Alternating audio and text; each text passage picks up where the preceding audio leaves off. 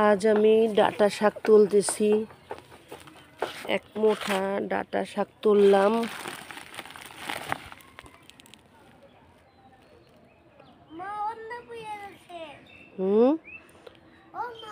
ছাদে লাগাইছিলাম বেড বানিয়ে। এরকম সবাই আপনারা ছাদে বেড বানিয়ে যে কোনো শাক লাগিয়ে খেতে পারবেন। তার পাশে আমি 3টা বেগুন গাছ লাগাইছি, মাশাআল্লাহ অনেক বড় হয়ে গেছে। বানরের কারণে মশারি দিয়ে গাছ পেঁচিয়ে রেখেছি, কারণ বানরে সে বেগুন গাছ ভেঙে ফেলে। মাশাআল্লাহ অনেক বড় হয়ে গেছে বেগুন গাছ, ফুলও ছাড়ছে।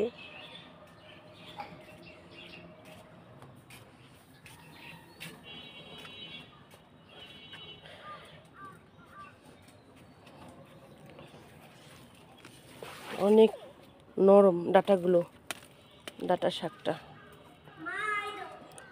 আসতেছি, এখানে একটা কুমার গাছ, একটা লাউ গাছ আছে।